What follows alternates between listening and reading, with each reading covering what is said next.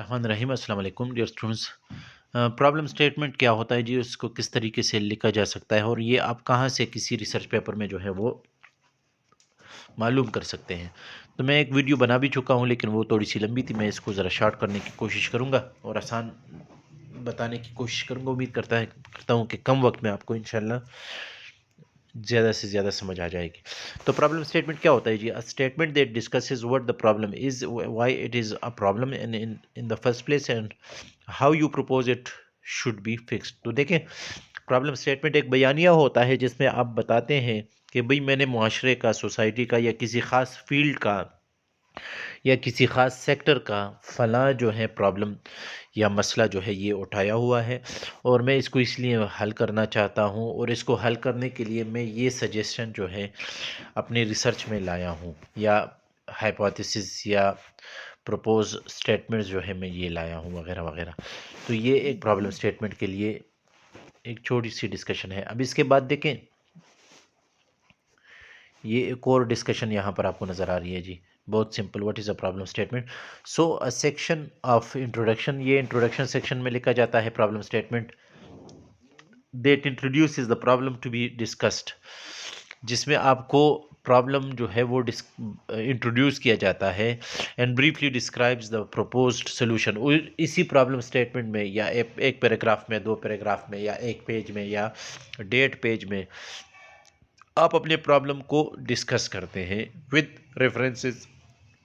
तो आप अपना प्रॉब्लम भी बताते हैं इंट्रोडक्शन में, प्रॉब्लम स्टेटमेंट के टाइटल के अंडर, और उस प्रॉब्लम को आप किस तरीके से हल करना चाहते हैं आप वो भी ज़रा डिस्कस करते हैं। फिर इसके साथ साथ problem statement leads the reader from a shared context to the perception of a problem. तो एक एक कॉन्सेप्ट, एक कॉन्टेक्स्ट होता है जिसको आप प्रेजेंट करते हैं अपने प्रॉब्लम स्टेटमेंट में, और वहाँ से फिर आप एक सलूशन जो है वो सजेस्ट करते हैं। तो देखें, ये एक सिंपल सी इंट्रोडक्शन। ये आपको मिलेगा कहाँ से? अब जो भी आपका टॉपिक है, जितने भी आपके वेरिएबल्स हैं, उन वेरिएबल्स के बेस पर आप गूगल में या किसी भी अच्छे से जर्नल में जाकर या गूगल स्कॉलर में वगैरह वगैरह, वहाँ पर जाकर आप क्या कर सकते हैं जी? आप कोई रिसर्च पेपर सेलेक्ट कर लें।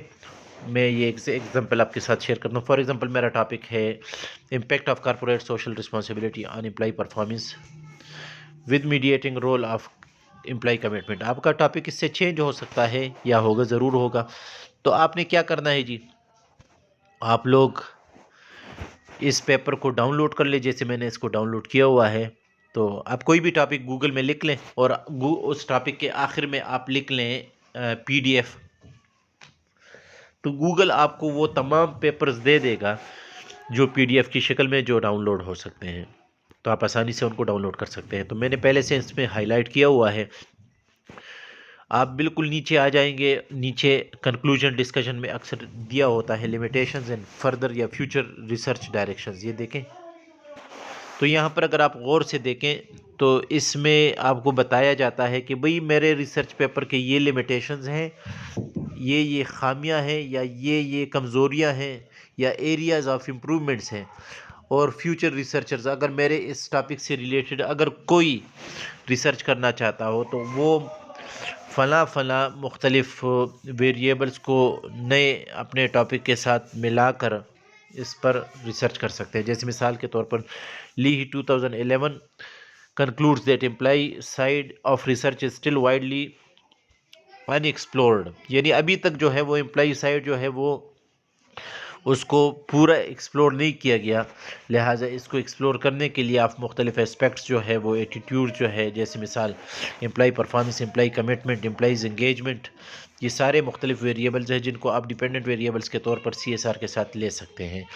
तो आप इनको रिफ्रेश कर लें, या आप अगर यूँ कर लें, फॉर एग्ज़ाम्पल अगर आप ये पूरा पैराग्राफ उठा लें, इसको रिफ्रेश कर लें, अपने टॉपिक से रिलेट कर लें और अपने प्रॉब्लम स्टेटमेंट में इसको लिख लें, और ये रेफरेंस भी दे दें, ये ली 2011 ये रेफरेंस भी दे दें, और साथ में आप इसी पेपर का रेफरेंस भी दे दें, तो आपका प्रॉब्लम स्टेटमेंट जो है बन जाएगा।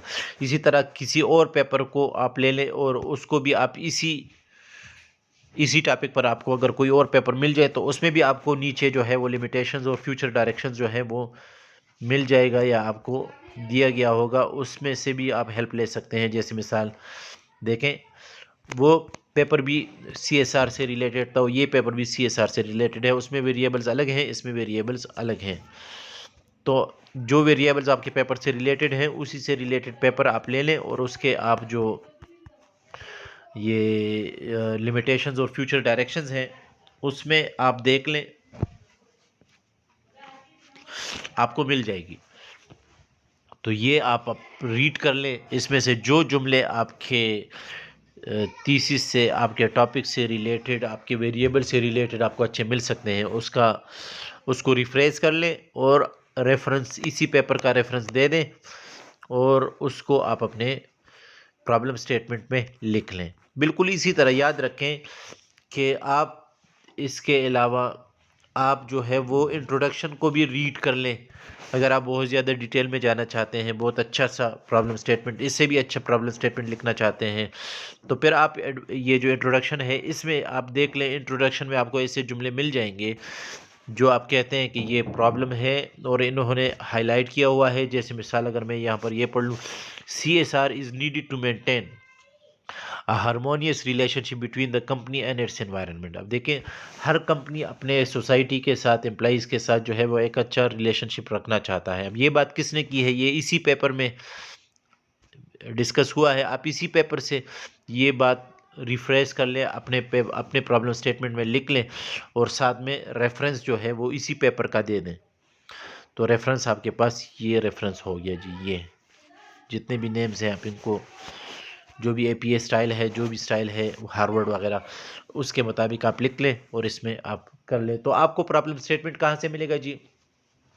کسی بھی پیپر، اچھے سے جرنل کا پیپر اٹھا لیں، اور اس پیپر میں آپ جو ہے لمیٹیشنز اینڈ فیوچر ریکمنڈیشنز یا فیوچر ڈائریکشنز لے لیں۔ اس میں جو بات کی ہوگی اس میں سے آپ کو ویریبلز بھی نئے مل جائیں گے، اور اس میں آپ کو کچھ ایسے پیراگرافس اور جملے بھی مل جائیں گے جو آپ کے ٹاپک سے ریلیٹڈ ہوں گے، جو خوبصورت ہوں گے، ان کو ریفریش کر لیں اور اپنے پرابلم سٹیٹمنٹ میں لکھ لیں، تو آپ کا پرابلم سٹیٹمنٹ جو ہے وہ بن جائے گا۔ اس کے علاوہ ایک اور میں آپ کو ذرا تھیسس بھی دکھا لوں، تو آپ کو تھیسس بھی آپ کے ٹاپک سے ریلیٹڈ مل جائیں گے۔ یہ کوئی بھی میں نے ٹاپک لے لیا، دیکھیں، impact of servant leadership on project performance with mediating role of knowledge sharing, تو یہ آپ کو آسانی سے اس پہ مل جائیں گے، یہ کیا کہتے ہیں جی، گوگل پر۔ ساتھ میں آپ فل تھیسس پی ڈی ایف لکھ لیں، آپ کو جو ہے وہ فل تھیسس گوگل میں مل جائیں گے، اس کو ڈاؤن لوڈ کر لیں۔ تو اگر آپ یہاں پر ٹیبل آف کنٹینٹس میں آ جاتے ہیں، تو ٹیبل آف کنٹینٹس میں باقاعدہ جو ہے وہ پرابلم سٹیٹمنٹ چیپٹر 1 میں لکھا ہوتا ہے۔ ہر ملک میں یہی تقریباً جو ہے وہ طریقہ کار ہوتا ہے جی۔ یہ دیکھیں، یہ پہلے سے میں نے ہائی لائٹ کیا ہوا ہے، تو آپ اس کو دیکھ لیں، یعنی اپنے ٹاپک سے ریلیٹڈ ہی آپ نے فل تھیسس دیکھنے ہوتے ہیں، اس میں آپ کو پرابلم سٹیٹمنٹ مل جائے گا۔